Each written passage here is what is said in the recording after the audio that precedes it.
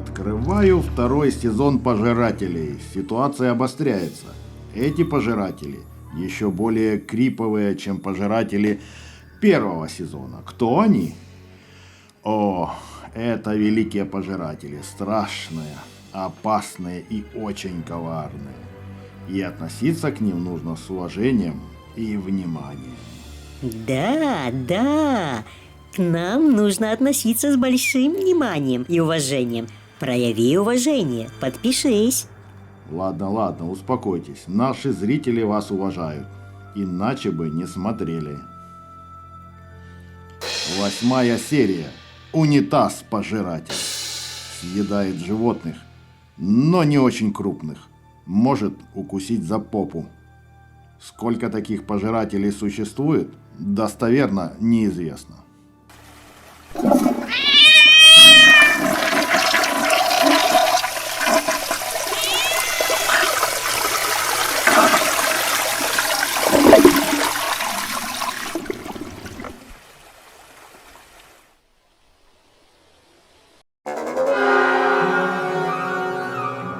Привет, друзья! Вы на канале Лепка Хоррор Шоу. И с вами я, Хоррор-мейкер.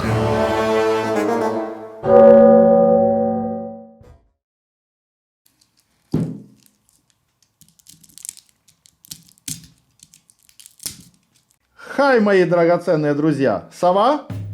Ну да, я немного выпендриваюсь. Если вы знаете английский язык и французский язык, тогда вы меня поняли. Но для тех, кто еще не успел выучить эти языки, перевожу на русский. Хай значит привет, а сова значит как дела.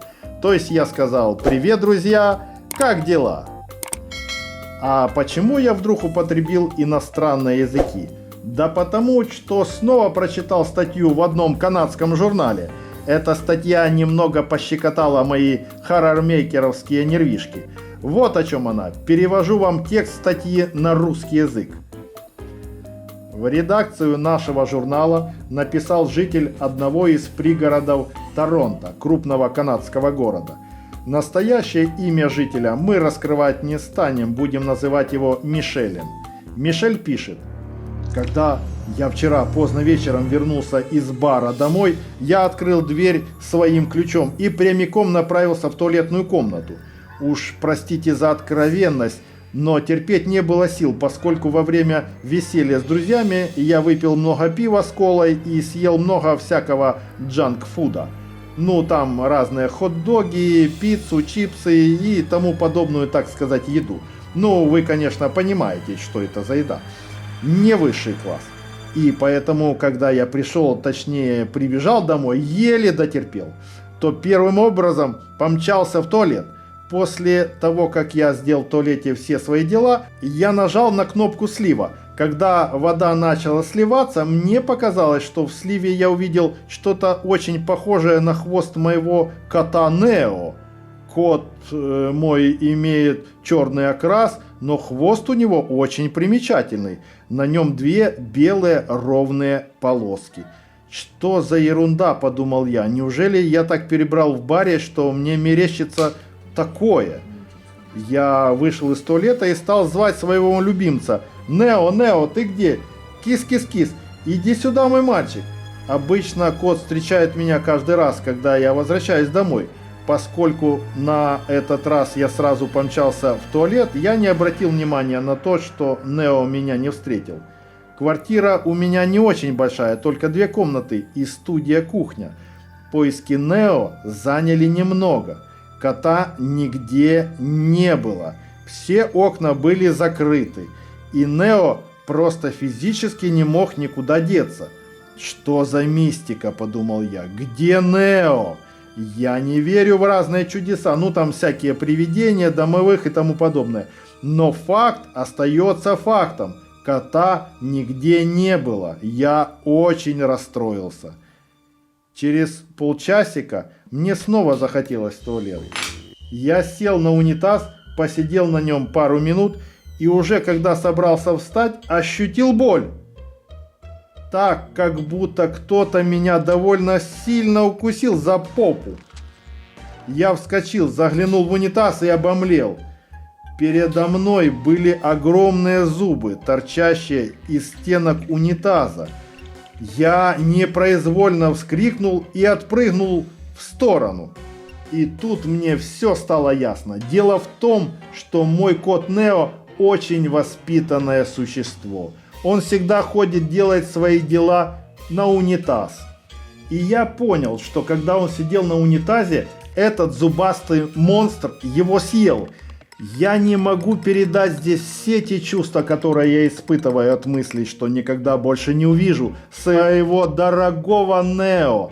Но я хочу помочь другим владельцам питомцев, чтобы с их любимцами не произошло ничего подобного. Поэтому я прошу ваш журнал провести независимое журналистское расследование и выяснить, что к чему. Могу сообщить вам, что свой унитаз я покупал в магазине сантехники на улице Бэй-стрит примерно полгода назад. Возможно, эта информация вам как-то поможет. А унитаз, конечно же, я вчера заменил. И попросил бригаду сантехников отдать его на экспертизу. Благодарю вашу редакцию за согласие опубликовать статью. С надеждой на скорое расследование, Мишель Ардо. Наша редакция обращается ко всем читателям с просьбой сообщить нам, наблюдали ли вы подобное явление в своих туалетах, кусали ли унитазы вас или ваших питомцев, пропадали ли у кого-нибудь из вас мелкие любимцы, типа кошек, маленьких собак, хомяков, кроликов или других животных, если да, то при каких обстоятельствах. Забегая вперед, сообщаем, что мы получили уже несколько сотен писем от жителей Канады, в которых читатели пишут, что у них пропадали разные животные не очень крупного размера. Среди этих животных даже был один детеныш крокодила длиной около 40 сантиметров. Также много мелких собак, 2 тушканчика, 1 хомяк, 1 попугай, 1 енот и очень-очень много котов и кошек. Также несколько читателей сообщили о покусах неизвестного происхождения. Мы предполагаем, что это лишь малая доля тех, кто пострадал, потому что не все захотят делиться информацией по разным причинам. Например, кое-кто может стесняться сообщать, что его укусили за попу. Мы поняли, что в силу своих незначительных размеров унитазы не могут съесть взрослого человека, да и ребенка тоже вряд ли. Поэтому вы, наши дорогие читатели, можете не опасаться за свою жизнь, а вот за жизнь своих небольших питомцев стоит опасаться. Пожалуйста, запрещайте им пользоваться унитазами. Пусть ходят в туалет в специальные лотки. Мы, безусловно, уже ведем свое журналистское расследование с целью пролить свет на эти загадочные явления. Мы уже выяснили название фирмы-производителя этих странных унитазов, но столкнулись с огромными трудностями, рассказать о которых пока не можем, поскольку сохраняем тайну следствия. Вот такие дела, друзья мои, творятся в городе Торонто. Пожалуйста, будьте бдительны, берегите себя и своих питомцев. А я слепил вот такой унитаз-пожиратель. Точнее, унитаз-пожиратель мелких животных. И, как я понял, семейство пожирателей расширилось. Теперь я знаю, что существует поезд-людоед, горка-людоед, ванна-пожиратель и унитаз-пожиратель. Буду продолжать вести свое собственное расследование и выяснять, существуют ли другие пожиратели. И чтобы вы не сомневались обо всех своих находках, я буду сообщать вам, мои дорогие подписчики. Поэтому, если вы хотите быть в курсе моих расследований, не забудьте подписаться на мой интересный канал. Да, и еще, недавно я получил весточку от своего друга Джима. Кто в теме, те знают, что Джим, репортер папарацци, занимается поиском SCP-фонда. А для тех, кто не в теме, рекомендую посмотреть мои ролики о Джиме Мисти и о том, как Джим ищет SCP-фонд. Так вот, Джим сообщил, что близок к разгадке фонда. Так что ждем новостей и сенсаций.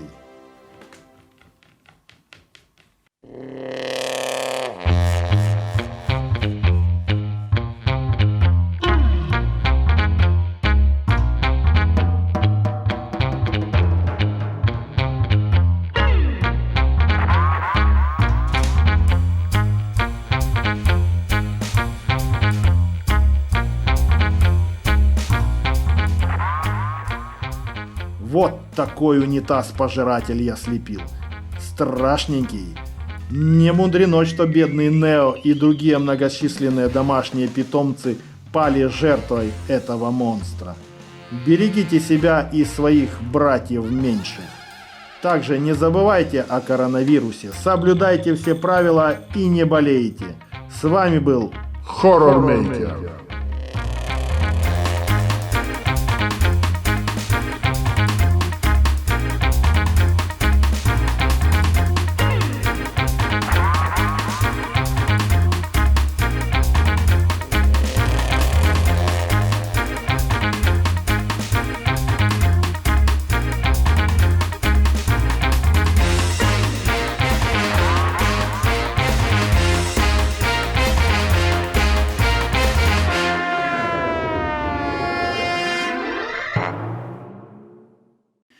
Девятая серия. Телефонная будка пожирателя. Этого монстра впервые увидели в столице Великобритании Лондоне. Их несколько. Известно, что окончание серийных номеров этих будок цифры 666 или кратное им. Съели довольно много людей.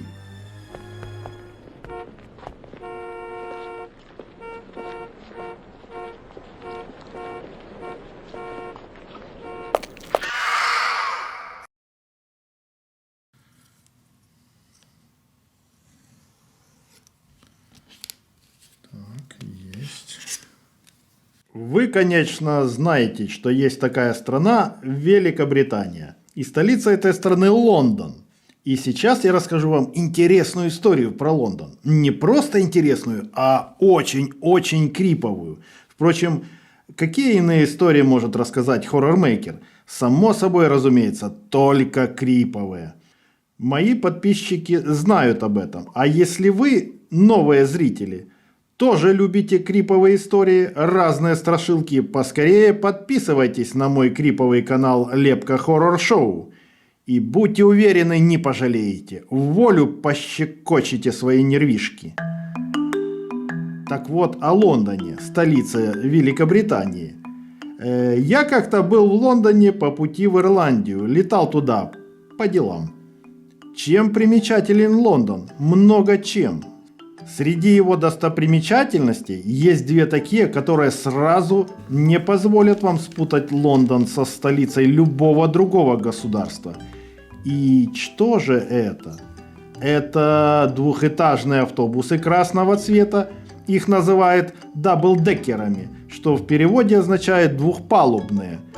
А вторая характерная достопримечательность – это красные телефонные будки. Вы знаете, что такое телефонные будки и для чего они?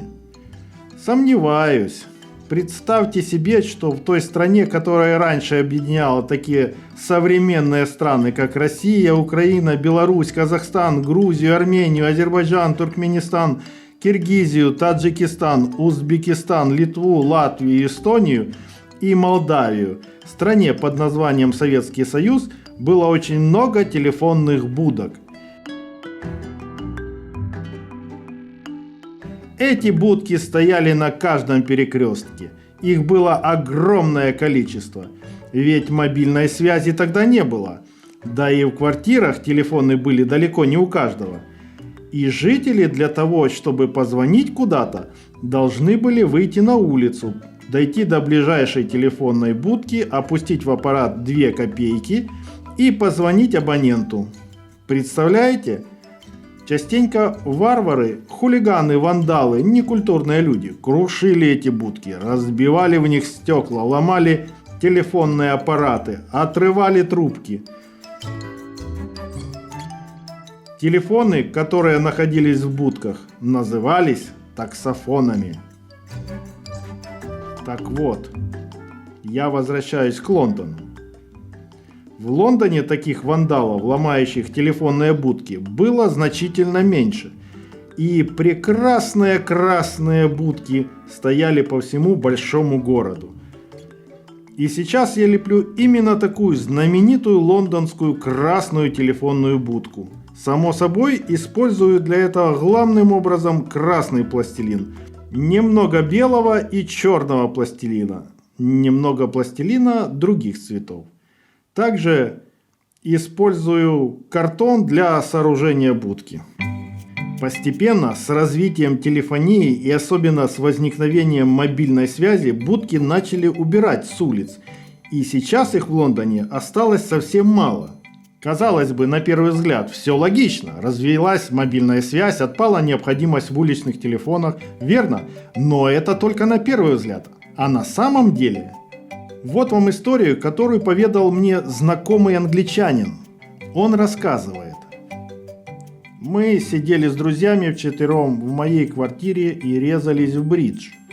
Бридж – это такая карточная игра. Время было позднее, практически ночь. Мой друг Стивен сказал мне, что ему нужно срочно позвонить по телефону. Он пошел на улицу к ближайшей телефонной будке, которая стояла совсем рядом с моим домом. Это на улице Эбби-Роуд, поближе к концу. Мы продолжили играть втроем. Играли полчаса, час, 2 часа. Стивен так и не вернулся. На следующий день я пошел к нему домой, чтобы узнать, что произошло. Возможно, у него появилась какая-то задача. Или он обиделся на нашу компанию по какой-то непонятной мне причине. Стивена дома не оказалось. Я подошел к консьержке, и та сообщила, что Стивен домой не возвращался. Через 2 дня я прочитал объявление в газете о том, что его мама, проживающая в Баттерси, не самом прекрасном районе Лондона, подала объявление о пропаже сына. Прошло время, Стивен так и не нашелся. Никогда. Я заинтересовался этим вопросом. Пошел в лондонскую полицию и узнал такое. У меня до сих пор мурашки по коже. Как вы знаете, в городах, особенно больших, время от времени люди пропадают по разным причинам. Но в данном случае обнаружилась одна интересная закономерность. Все пропавшие пропадали именно во время телефонных звонков. Как правило, они выходили из дому позвонить, шли, само собой, к ближайшей телефонной будке и пропадали. Не возвращались домой. И таких пропавших людей было много, очень много, в разных районах Лондона. Полиция стала вызывать свидетелей. Им повезло. Они нашли 2 свидетелей, которые дали показания, пролившие свет на происходящее. Вот выдержка из протокола допроса одного из свидетелей. Мы шли с Ферглом по улице, он увидел телефонную будку и сказал мне, что ему необходимо позвонить по делу. Он подошел к будке, открыл дверь и начал заходить в будку. И в тот самый момент, когда дверь будки начала закрываться, я увидел, как из внутренних стен будки показались какие-то огромные зубы. И дверь закрылась.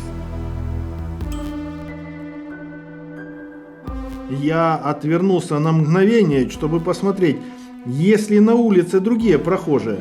Вокруг никого не было. И в это время, когда я отвернулся, я услышал хруст, как будто кто-то жует. Одновременно я услышал сжатый крик. Затем все стихло. Я обернулся и увидел такое, что обомлел. Стенки будки были покрыты кровавыми пятнами. Фергла в будке не было. Я жутко испугался и помчался домой. На следующий день я обратился с заявлением в полицию.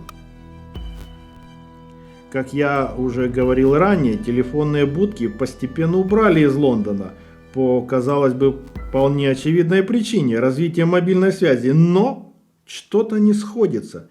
Ведь мобильная связь развилась уже довольно давно, более 20 лет назад. А телефонные будки начали убирать относительно недавно, лет 5-7 назад. Меня это озадачило.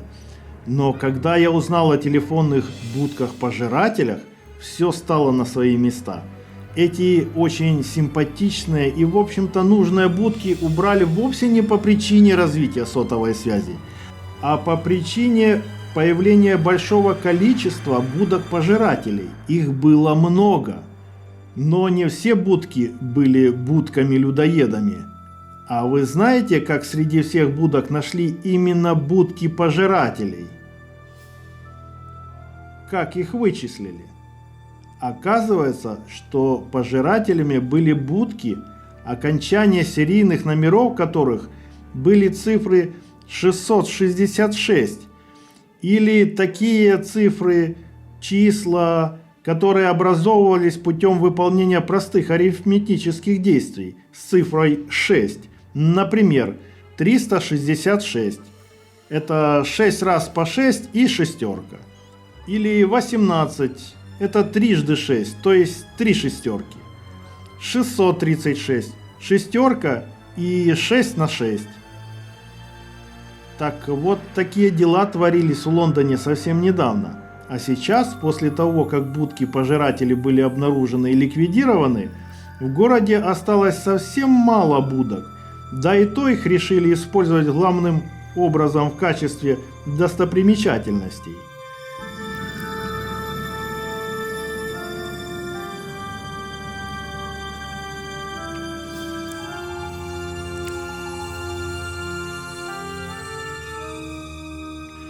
Я завершаю лепить лондонскую телефонную будку. Вот такая она получилась. Как вам? И ведь не скажешь, что эта милая симпатичная будочка могла представлять собой такую опасность для жителей Лондона. Если вы хотите узнавать новые криповые истории про семейство пожирателей, жмите на лайки. Вы мне лайки, и я вам интересные истории и прекрасные фигурки пожирателей. А кто еще не успел подписаться, поскорее подписывайтесь, чтобы не пропустить самое интересное. И делитесь роликом со своими друзьями. Им ведь тоже хочется страшилок, верно? С вами был Horror Maker.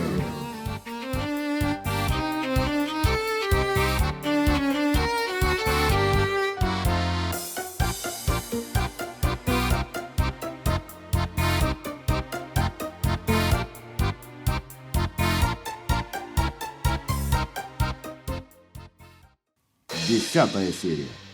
Дед Мороз пожиратель.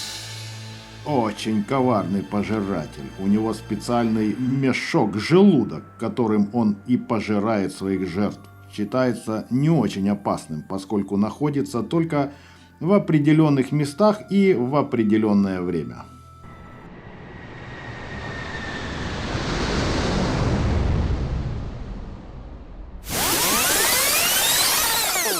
Непорядок! Так не должно быть! Давай подписчиков! Пусть подписываются! Пусть подписываются! Привет, друзья! Вы на канале Лепка Хоррор Шоу. И с вами я. Horror Maker.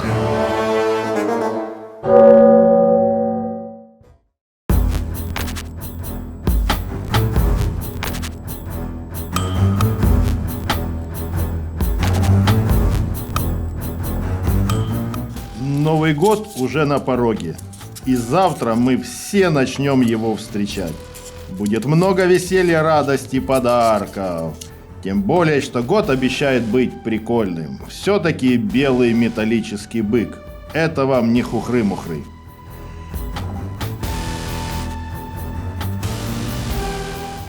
И накануне этого радостного праздника я должен порадовать вас настоящими страшилками. Такими, знаете, чтоб аж пробрало, чтоб мураши по коже. Верно? Ведь правильно, иначе каким бы я был хоррор-мейкером?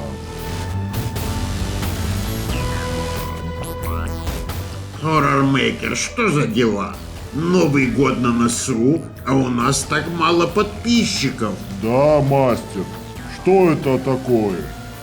Если мы монстры, то и подписчиков не может быть много, что ли? Безобразие. Непорядок! Так не должно быть! Давай подписчиков! Пусть подписываются! Пусть подписываются! Успокойтесь, успокойтесь. Вы ведь понимаете, что мы не имеем права заставлять ребят подписываться. Если они захотят, если вы им понравитесь, то они подпишутся. Что значит захотят? Пусть только попробуют не захотеть. Сожрать их всех и всего делов. Нет, дружочки, так дело не пойдет. Мы должны вежливо попросить у ребят, чтобы они подписались, объяснить им, для чего это нужно сделать, верно? Друзья, ну вы видите, какое дело. Мне кажется, что не вполне справедливо. Что раз монстры, значит и подписываться не нужно. Как вы считаете? Раз монстры, значит и подписчиков много не нужно. Так что ли? Если будет мало подписчиков, значит никому не интересно. Значит, придется всех этих монстров пустить в утиль, уничтожить. Но я не уверен, что это пойдет всем на пользу, ведь эти монстры тоже нужны, иначе их бы не было в нашем мире. Так что хватит отлынивать, подписывайтесь поскорее, и тогда монстры останутся и будут продолжать радовать вас своими криповыми делишками. Договорились?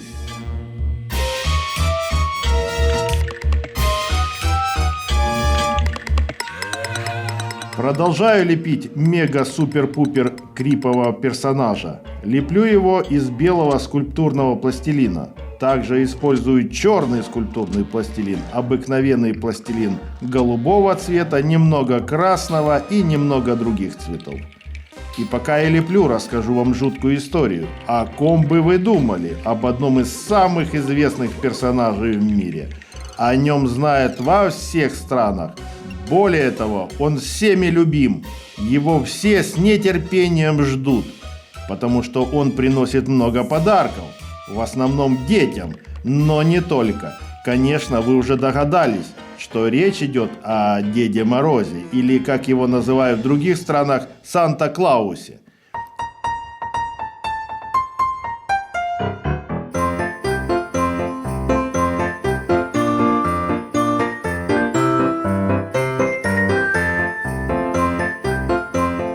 Все считают, что Дедушка Мороз — это такой милый, добрый дедуля, который приезжает в санях на оленях и раздает детишкам на Рождество и на Новый год классные подарки.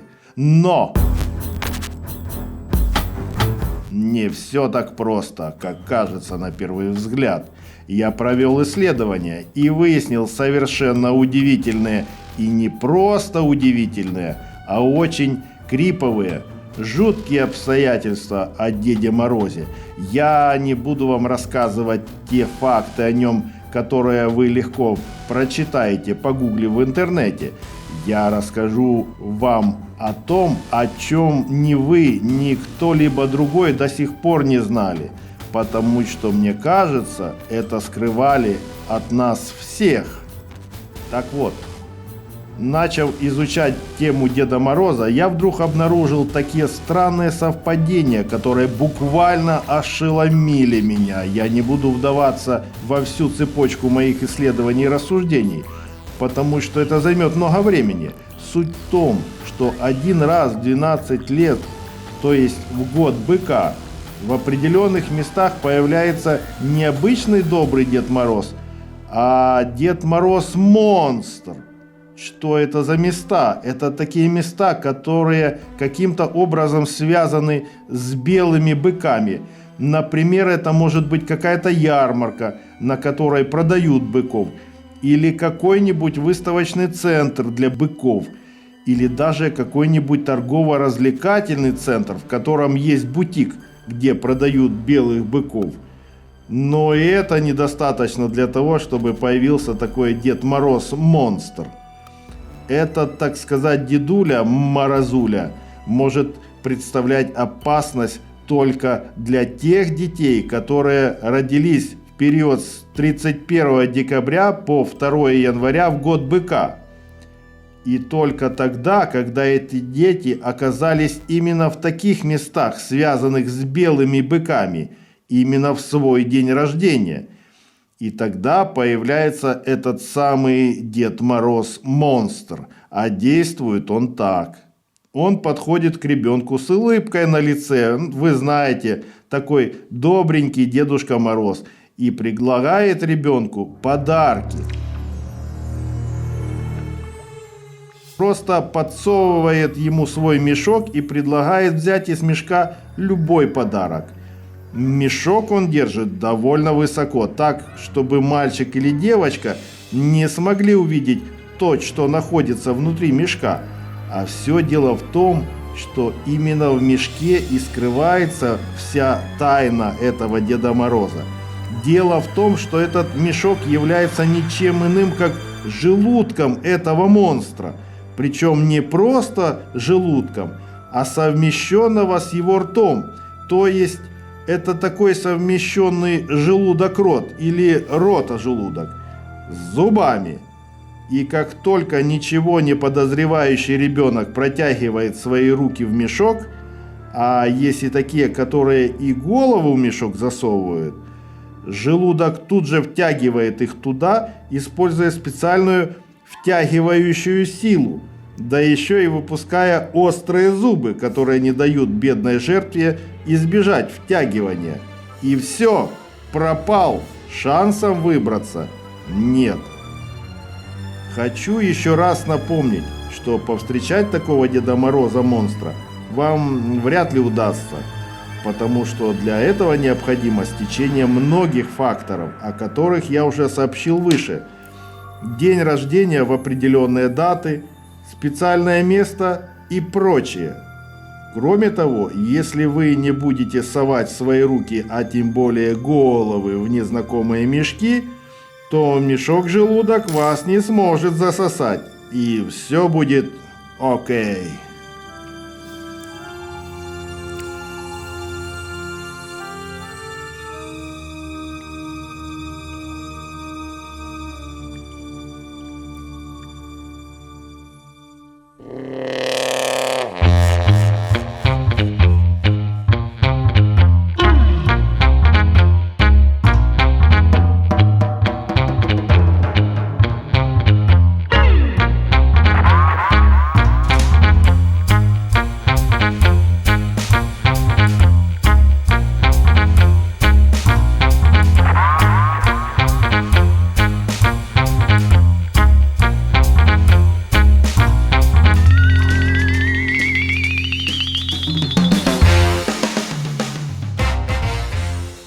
Вот такая новогодняя история, мои драгоценные друзья. Она вам понравилась?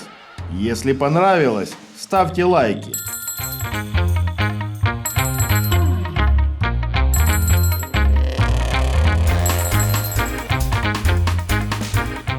И не забывайте про просьбу монстров в начале ролика. Если не помните, напоминаю. Непорядок! Так не должно быть! Давай подписчиков! Пусть подписываются! Пусть подписываются! А я вам обещаю, что в новом году скучно не будет. С вами был Horror Maker!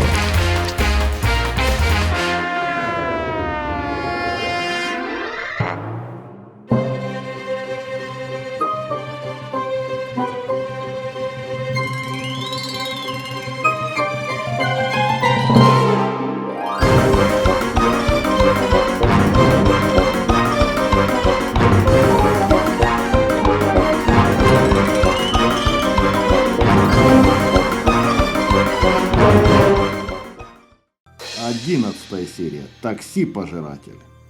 Марка автомобиля Mercedes модели EQC 400. Автомобиль беспилотник, то есть без водителя. Пожирает исключительно пассажиров, пытающихся не заплатить или завладеть автомобилем.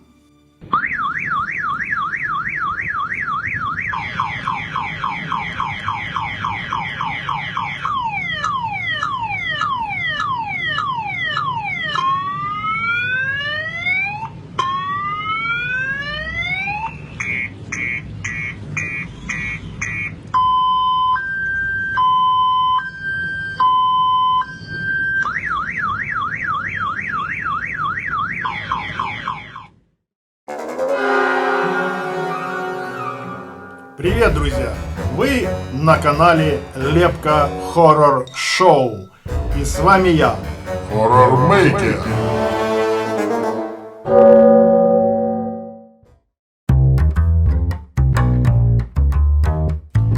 Друзья, вот и пришел Новый год. Прекрасный 2021 год. Год белого металлического быка. Уверен, что начался он для вас просто прекрасно. И я знаю, что в этом году у вас произойдет много всего хорошего, удивительного и необычного.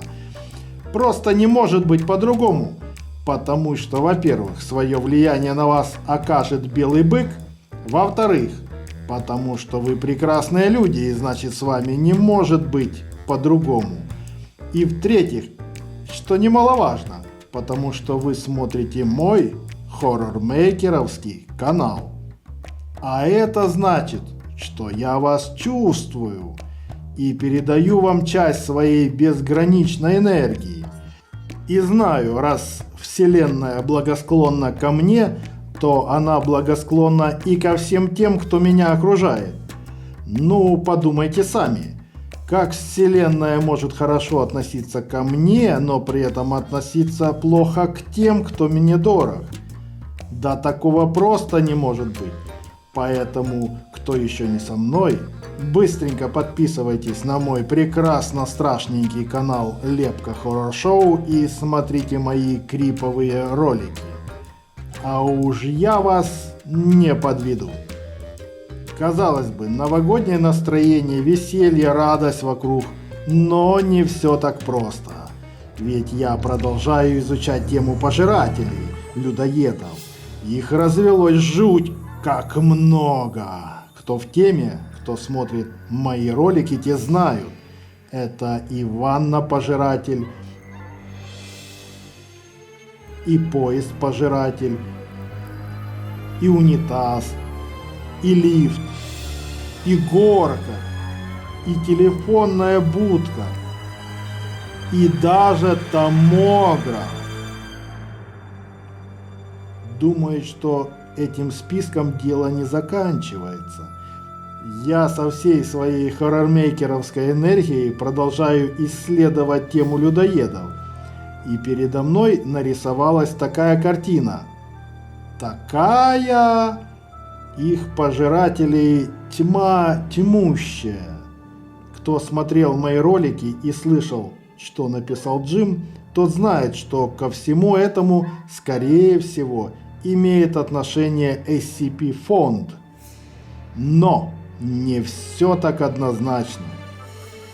Цель многих, а то и большинства пожирателей не съесть как можно больше существ, в том числе и нас, людей, а улучшить наш мир.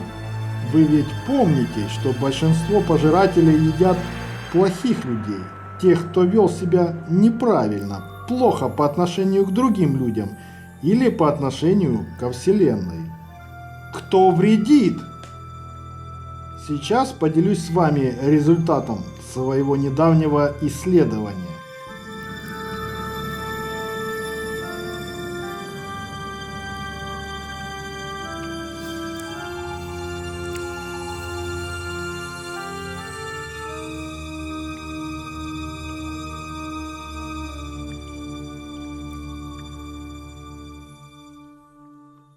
Дело было в Нидерландах.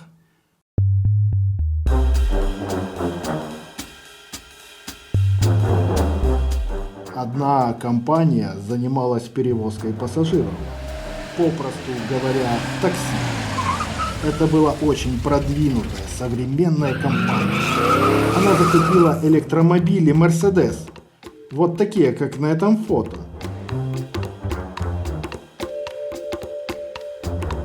Более того, чтобы сократить расходы на зарплату, эта компания заказала другой компании, инженерной, переделать несколько автомобилей таким образом, чтобы они могли ездить сами, без водителей, то есть на автопилоте.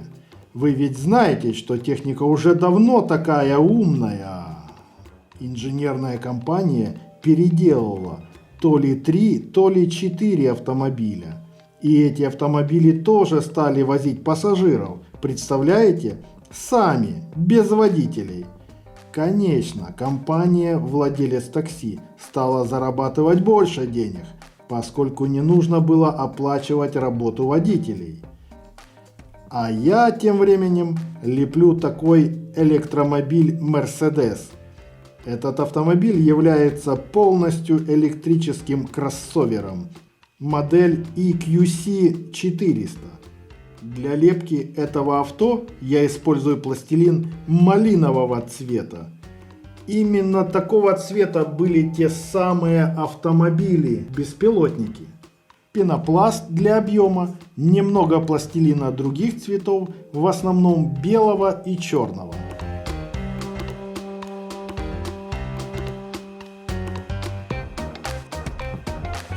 Прошло пару месяцев. Все, казалось, было великолепно. Фирма работала, зарабатывала хорошие деньги. Такси перевозили людей, все были довольны. Но тут грянул гром.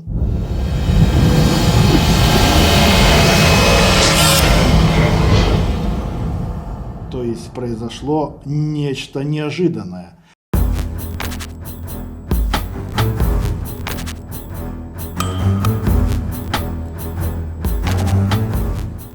Однажды такси заказал один мужчина.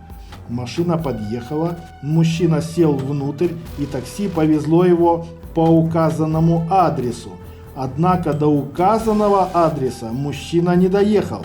Он пропал. Выяснили это довольно быстро, без каких-либо проблем. Через пару недель пропал еще один мужчина, заказавший такой же электромобиль такси. Владельцы и менеджеры компании всполошились. Началось расследование. Я, конечно, знаю некоторые детали расследования, но рассказывать о них сейчас не буду, поскольку у меня на это просто нет времени, да и длина ролика не позволяет это сделать. Просто опишу вам суть. Итак, пассажир садится внутрь такси. Поскольку водителя в машине нет, все происходит автоматически. Пассажир называет адрес, по которому ему нужно ехать. Автомобиль едет по указанному адресу, пассажир оплачивает дорогу. Это также делается по-современному, как в банкоматах. После этого дверь автомобиля автоматически открывается, и пассажир выходит. Дверь закрывается, и автомобиль возвращается в парк или едет за новым пассажиром. Так вот, оба пропавших пассажира оказались жуликами. Когда они доехали до места назначения, они не стали оплачивать проезд и пытались скрыться, удрать. То есть они открыли дверь и вот тут-то автомобиль и проявил свои пожирательские наклонности. Когда пассажиры уже почти вышли из машины, из двери кузова автомобиля внезапно высунулись длинные острые зубы. И, вы сами уже догадываетесь, что произошло.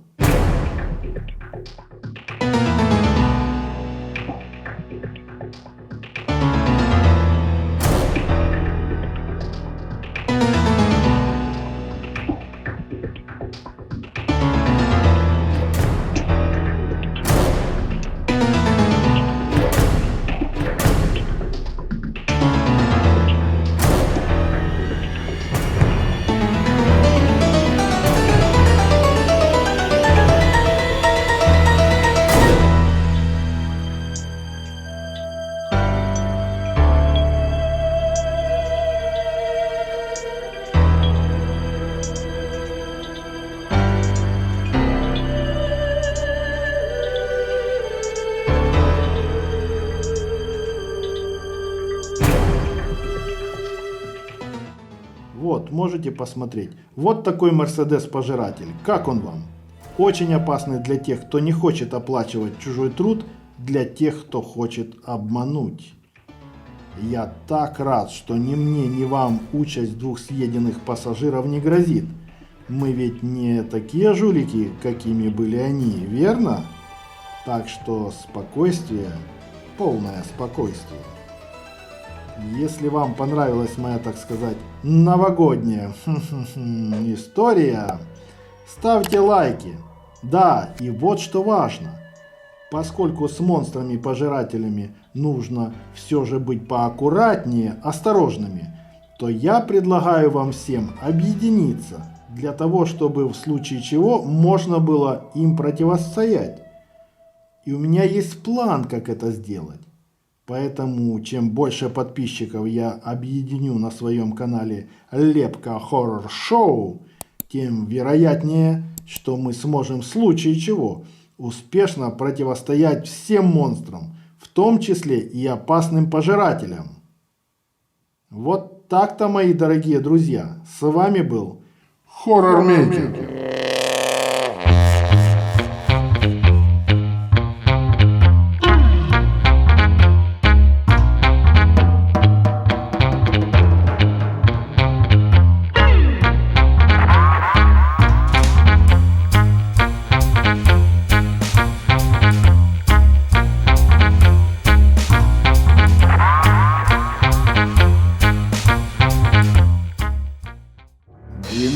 Серия. Куртка спасателя-пожиратель. Обнаружена на горнолыжном курорте Соединенных Штатов Америки около городка Палмдейл. Съела главаря преступной банды. В теплых краях не водится.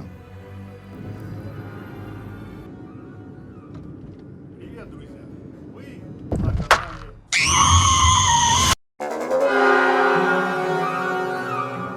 Привет, друзья! Вы на канале Лепка Хоррор Шоу. И с вами я, Хоррор-мейкер.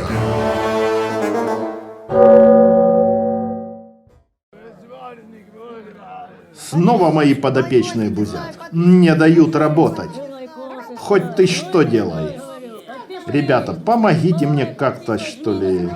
Я так понимаю, что способ один. Побольше лайков, побольше комментариев и подписок.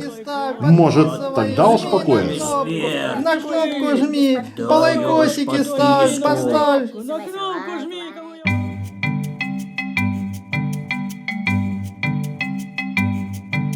А я тем временем начинаю лепить из пластилина очередного жуткого персонажа. Такой жути, такого монстра я еще не видел. А узнал я о нем благодаря моему другу Джиму. Представляете, он уже почти раскрыл загадку SCP фонда.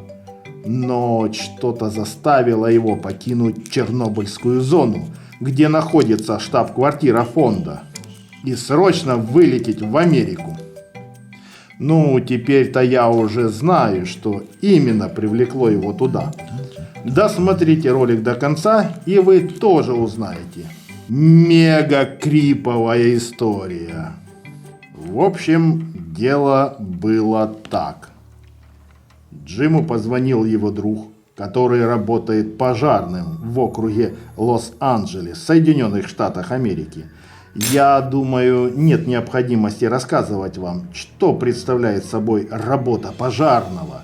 Очень сложная и опасная работа.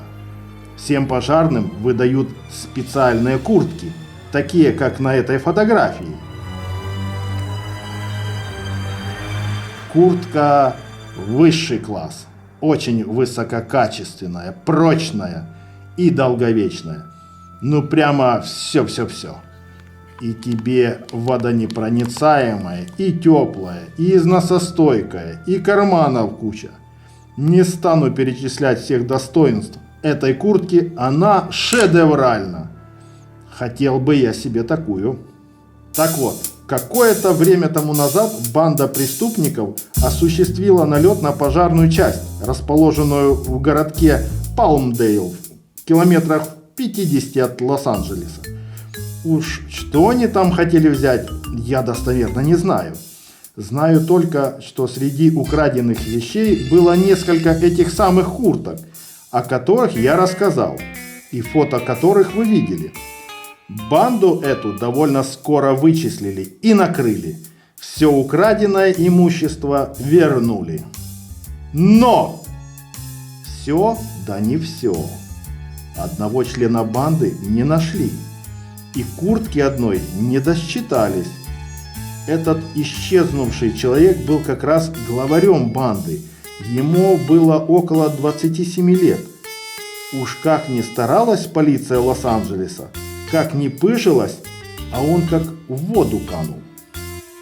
Прошла неделя, прошла вторая, и тут на одном из горнолыжных курортов Маунтин Хай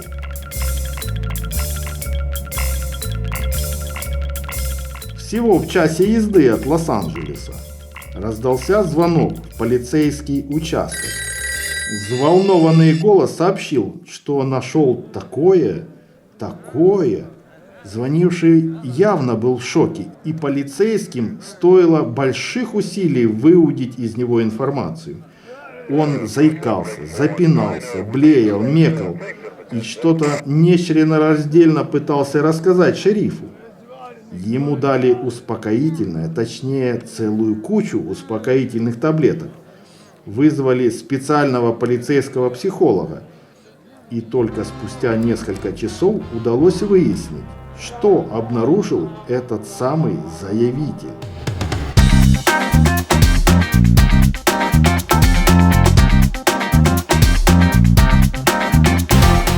Он катался на одном из склонов на этом самом курорте Маунтин Хай.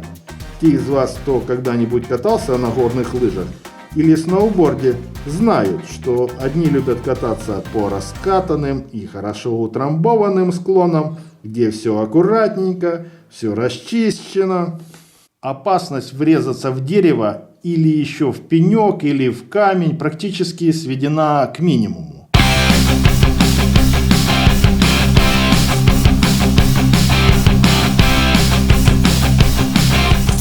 Другие же предпочитают находить места для экстремального спуска, такие, где ничего не утрамбовано и не расчищено, где снежная целина, и запросто можно налететь на какое-нибудь препятствие или свернуть себе шею.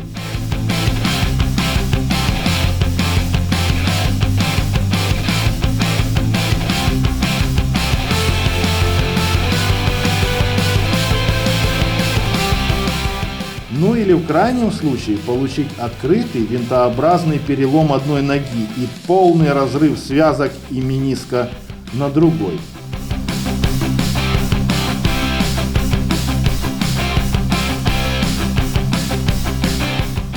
В общем, эти экстремалы нацелены либо на прощание с жизнью, либо на худой конец остаться инвалидом до конца своих дней.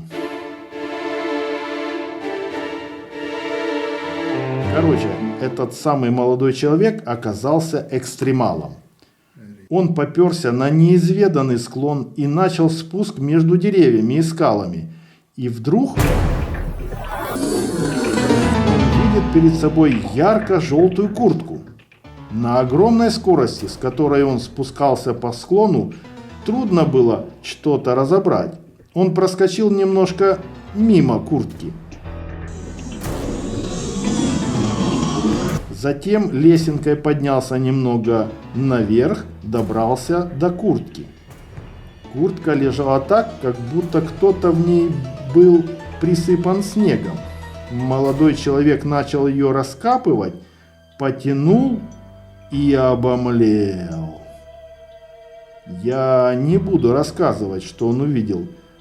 Лучше посмотрите сами.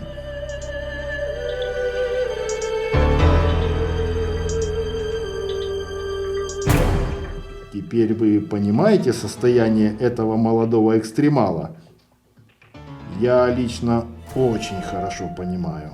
Даже мне, известному монстроведу, стало не по себе. И теперь вы, конечно, понимаете, что я леплю. Да, именно куртку спасателя-пожирателя. Ну, вы поняли, пожиратель, конечно, не спасатель, а куртка. Так что же произошло? А вот что. Эти самые куртки, уж не знаю, сели или только отдельные экземпляры, оказались не простыми, а из семейства пожирателей. Но съедают они не всех, как стало очевидно после этого случая. Ведь ни один, подчеркиваю, ни один спасатель не пострадал. Даже намека на съедание не было. Они там даже не знали об этих куртках, ничего такого. Но стоило такой курткой завладеть самозванцу, будем говорить, нехорошему человеку. И вот бац, мы видим, что случилось.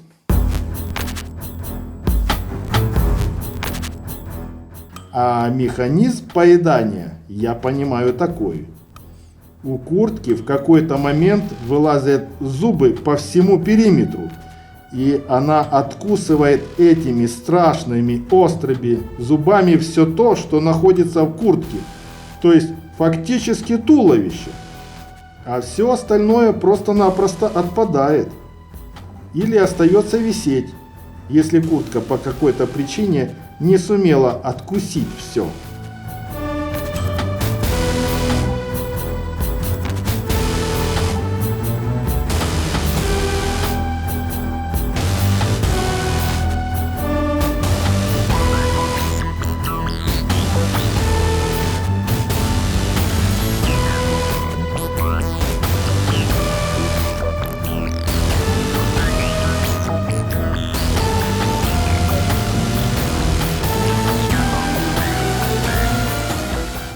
Вот она курточка. Хороша, не правда ли? Так что, друзья, никогда не берите без спроса чужую одежду. А то мало ли чего. Может, не только такие куртки пожарных из округа Лос-Анджелес обладают такими пожирательскими свойствами. Согласны? Да. Вот еще что. Помните про требования моих фигурок? Готовы мне помочь? Тогда за дело! А я на этом прощаюсь с вами, мои дорогие друзья. До скорой встречи! Ваш Хоррор-мейкер!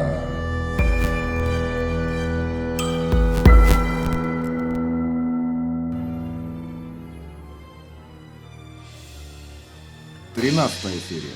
Пианино-пожиратель. По данным моего друга Джима, репортера, впервые этот монстр был обнаружен в канадском городке Эдмонтоне в 2014 году. Съел нескольких человек. Насколько известно, существует только один такой пожиратель.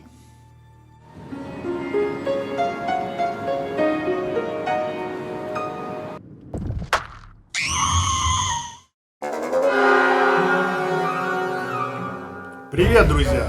Вы на канале Лепка Хоррор Шоу. И с вами я, Хоррор-мейкер!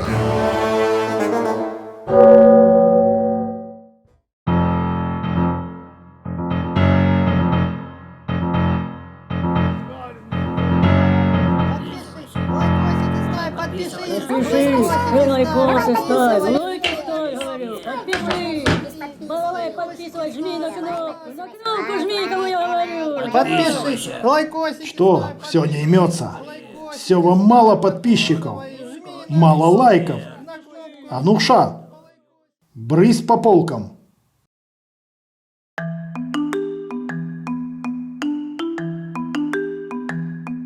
Лепка – хорошее занятие для успокоения. Лепишь себе, лепишь, весь такой спокойный.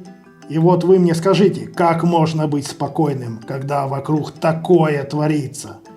Снова получил сообщение от Джима, и снова о пожирателях. Готов поспорить, никто не догадается, что за пожиратель на этот раз. Именно его я сейчас и леплю. О, это не простой пожиратель. Это не какой-то вам примитивный унитаз или телефонная будка. Кстати, вы, мои зрители, безусловно в курсе, что я являюсь главным мировым специалистом по пожирателям. А кто не помнит, напоминаю. Вот каких пожирателей мне удалось изучить. Пояс-пожиратель, Горка-пожиратель. Ванна-пожиратель. Лифт-пожиратель. Унитаз-пожиратель. Томограф-людоед.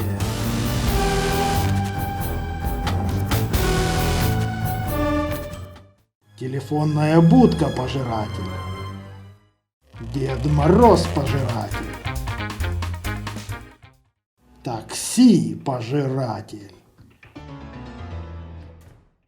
Радиатор-пожиратель. Куртка спасателя. Пожиратель. Освежили память? Вспомнили? А вы, новые зрители, поскорей подписывайтесь и смотрите на моем канале не только ролики про пожирателей, но и про других монстров. Много всего интересного найдете. Да, а еще я хочу сказать, что те, кто досмотрит ролик до конца, узнает супер важную информацию о моих исследованиях SCP фонда. Конечно, основную роль в этих исследованиях играет Джим, мой друг-репортер. Так вот, как вы видите, я леплю очередного пожирателя. Для этого использую главным образом обычный коричневый пластилин. Точнее, я смешал его с белым и получил бежевый цвет. Немного белого и черного скульптурного пластилина, немного красного пластилина, само собой пенопласт для наполнения. Вы догадываетесь, какого пожирателя я леплю? Нет? Угадывайте, угадывайте, а я пока расскажу вам о том, что узнал от Джима. В канадском городе Эдмонтоне в 2014 году на площади Черчилль-сквер выставили старое, никому не нужное обшарпанное пианино. Видимо, по какой-то причине владельцы пианино решили от него избавиться. Возможно, подумали, что служба уборки мусора заберет пианино на свалку. Но пианино не забрали. Оно так и осталось стоять на площади. И на нем мог играть каждый желающий. Чаще всего на нем играл этот бездомный человек.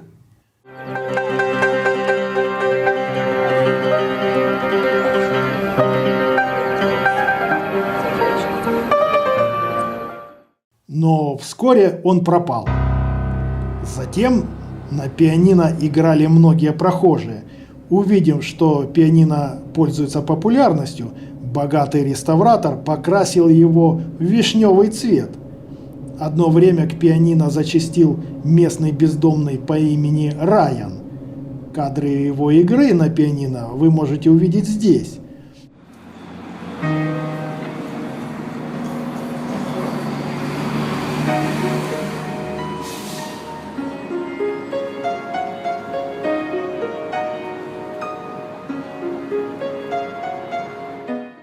Но спустя некоторое время Райан тоже пропал. Что с ним случилось, никто не знает. Один специалист по реставрации забрал это пианино, отреставрировал его, перекрасил в бежевый цвет и продал за довольно большие деньги богатому человеку. Именно это пианино я сейчас и леплю. А почему я его леплю, догадываетесь? Да знаю, что многие из вас уже догадываются, что к чему. И вы не ошиблись. Этот богатый человек, купивший старинное пианино у реставратора, тоже пропал. Мой друг Джим выяснил кое-какие факты об этом человеке и об обстоятельствах его пропажи. А кроме того, он стал копаться в делах о пропаже бездомных, которые также играли на этом пианино, когда она стояла на площади в Эдмонтоне. Преинтереснейшая картина вырисовывается, скажу я вам. Пианино-то оказалось не простое, а пожиратель. В общем, чтобы не грузить вас всеми своими исследованиями, экспериментами и изысканиями, я расскажу вам о сути. У меня есть две версии касательно того, кого и как пожирает это пианино. Я пришел к выводу, что оно съедает тех, кто играет на нем какие-то музыкальные произведения других композиторов, выдавая их за свои, то есть нарушает авторские права. Скажем, вы играете на пианино симфонию Бетховена, а при этом заявляете, что сочинили это произведение вы сами, понимаете? А еще пианино съедает, вы не поверите, террористов. Но не простых, а тех, кто имеет дело со взрывчаткой. Каким-то образом пианино улавливает запах взрывчатых веществ на руках тех, кто прикасается к его клавишам. Почему я так решил? Да потому, что тот богатый человек, который купил пианино у реставратора, оказался настоящим террористом. Это выяснили, проследив все его связи и темные делишки. Как же пианино съедает свои жертвы?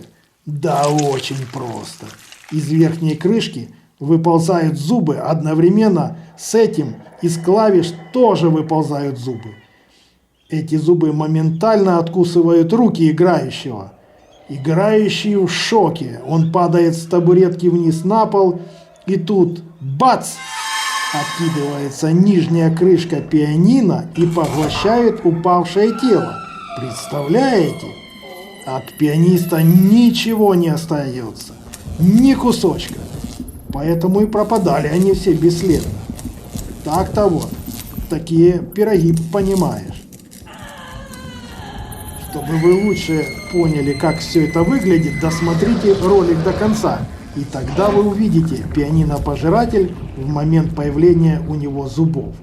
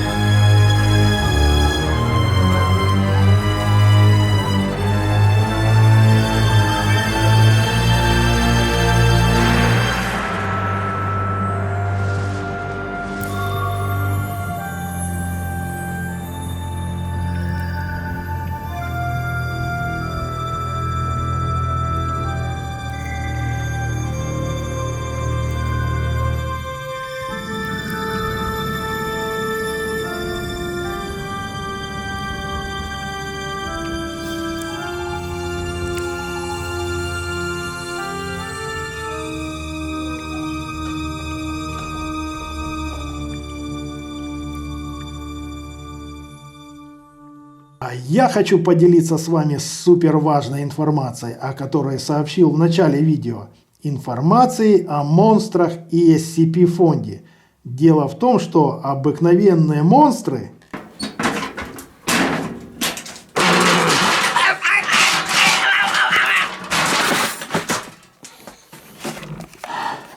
Простите, друзья, меня пытались, в общем, отвлекли.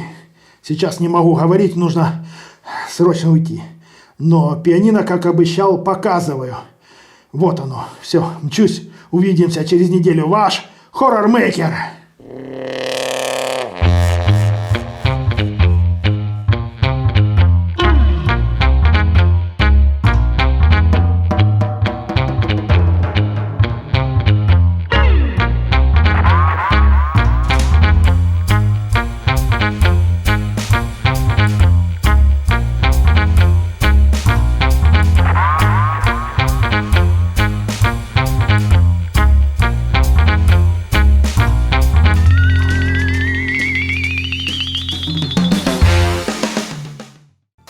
14 серия. Ванна-пожиратель вернулась. Тот самый пожиратель, которого вы видели в первом сезоне в 6 серии, но несколько видоизмененный. Съела олигарха из России. Страшная, жуткая смерть.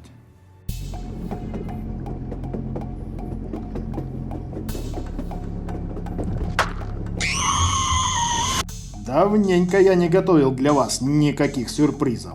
В конце ролика будут, обещаю. А еще сегодня услышите про мои новые исследования SCP фонда. Сейчас я леплю... Нет, не буду говорить кого. Вы ведь знаете, что мне нравятся интриги. Да и вам будет интереснее, если вы проявите свои угадывательские способности и сами догадаетесь, кого я леплю. А если не догадаетесь, ничего страшного, узнаете, когда досмотрите ролик. Как вы видите, мои руки по-прежнему носят следы покусов моих питомцев. Погодите, сейчас покажу. Вот видите, это меня укусил мангуст. А это 6-я прижгла зажигалкой. Представляете? Они сказали, что намерены организовать профсоюз скульптурок и защищать свои скульптуристые права. Хотят получить золотой значок Ютуба. Я говорю им, давайте сойдемся на серебряном. Нет, серебряного им мало, понимаешь ли. Это же сколько я должен трудиться, чтобы получить золотой значок. Что делать, ребята? Есть идеи? Нового персонажа я леплю в основном из белого скульптурного пластилина. Кроме белого пластилина буду использовать совсем чуток обыкновенного пластилина другого цвета. В общем, скажу вам, это такой жуткий персонаж, что жутче трудно придумать. Помните криповую историю про ванну-пожиратель?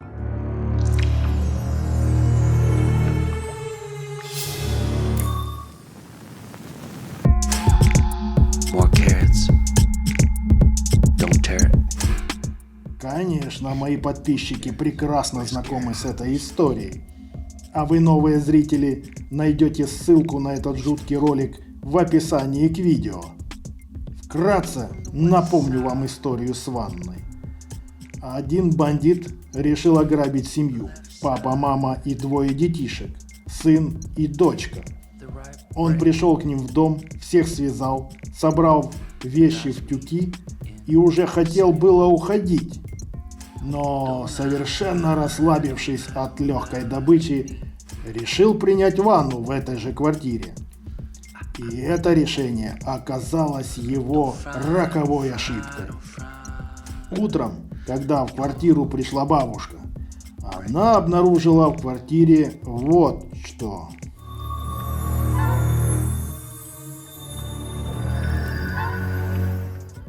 Этот бандит погиб. Ванна-пожиратель его съела. И, казалось бы, история на этом закончилась. Но не тут-то было. Прошло пару лет. Отец семейства заработал деньжат, и вся семья решила сделать ремонт в своей прекрасной старинной квартире. В том числе и в ванной комнате. А эту самую старинную ванну они решили выбросить на свалку. Ванна-то действительно была очень старая. Не просто старая, а какая-то супер старинная. Из глубины веков. В общем, когда бригада строителей делала ремонт, эту ванну выкинули на свалку. А вместо нее купили современное джакузи. А что, я вполне понимаю эту семью. Я бы тоже купил джакузи. И неизвестно, как бы сложилась судьба этой самой ванны-пожирателя, если бы не одно обстоятельство. Скорее всего, ее просто пустили бы в утиль. Но дело в том, что в городе жил один человек, антиквар. И не просто антиквар, а еще и на все руки мастер. Антиквар – это любитель старинных вещей. Частенько не просто любитель, а еще и коллекционер и продавец этих самых вещей. Так вот, этот антиквар увидел эту самую ванну на свалке. Увидел и обомлел.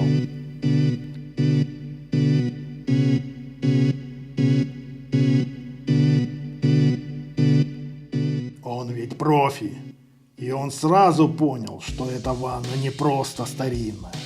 Она уникальная.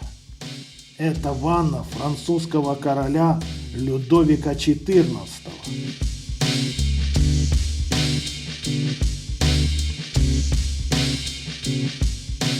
Каким-то непостижимым образом эта ванна сквозь глубь веков попала в эту семью. И никто не подозревал, что эта ванна такая старинная, такая прекрасная, что она может представлять собой такую немалую ценность. Кстати, друзья, имейте в виду, что частенько старые вещи могут представлять собой ценность.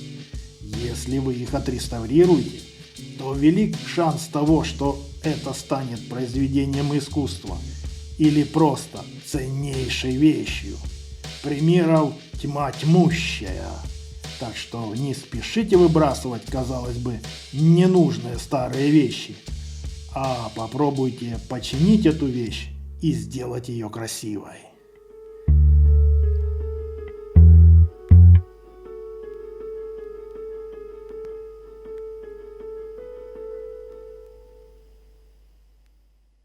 А я, между тем, продолжаю лепить старинную ванну Людовика XIV. Стараюсь как могу, хотя это не очень легко делать с такими покусами на руках. В общем, антиквар забрал эту ванну и отреставрировал ее. Сделал ее такой же прекрасной, какой она была в то время, когда в ней купался Людовик XIV. Сначала антиквар хотел оставить ванну себе, но потом решил: нет, не буду оставлять ванну себе, она займет очень много места, лучше продам-ка я ее на аукционе и заработаю много денег. Сказано, сделано. Антиквар продает ванну на аукционе Harrods в Великобритании, и вот тебе такой неожиданный поворот. Ванну покупает олигарх из России почти за 1 миллион фунтов стерлингов, на минуточку. Ну, оно и понятно. Это ведь вам не какая-нибудь современная ванна или джакузи, а старинное произведение искусства. Да еще и функциональное. В общем, этот самый богатый россиянин купил ее в свой роскошный особняк. Вы уже, как мне кажется, догадываетесь, что произошло дальше. И вы не ошиблись.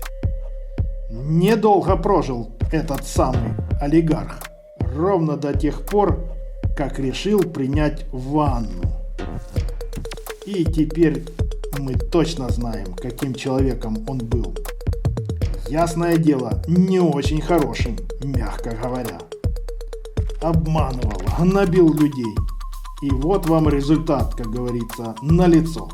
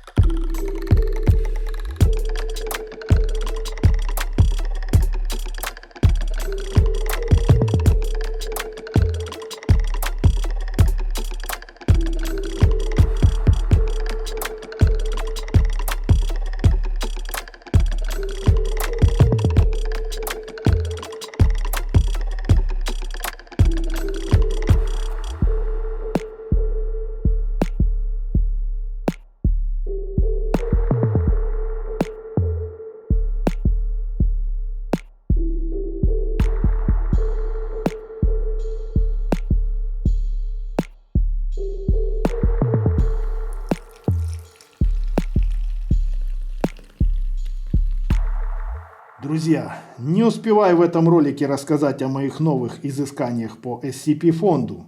Сделаю это в следующий раз. А вот обещанный сюрприз. Обязательно. Дело в том, что давненько я не передавал приветов. И сегодня я решил это сделать. Мне очень хочется передать приветы моим старинным подписчикам. Я чувствую, что я с вами, будто одна семья. Вы мне очень дороги. Вы такие активные, такие прекрасные ребята. И я очень горжусь дружбой с вами. Сегодня мой хоррормейкеровский спецпривет получают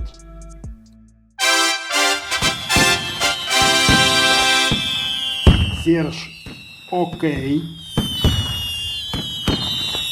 Алим Клюстангелов, Дима Плей, Лепка 29, Скорость едет по молнии, Ахиллес ютуберов, Имя засекречено, Змеяксус Змей, Алихан Кульжанов, Насекомолюб, Игорь Лазарев, Енот Лепка. До скорой встречи, мои дорогие друзья. С вами был Хоррормейкер.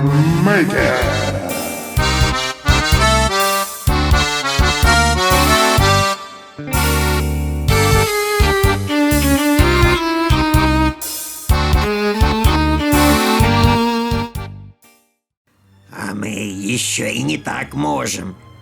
Так сожрем, что мало не покажется. Ну или в крайнем случае запугаем до смерти. Да-да, запугаем. Так что лучше подписывайтесь. Ладно, зачем пугать раньше времени? Все, кто хотели, уже подписались.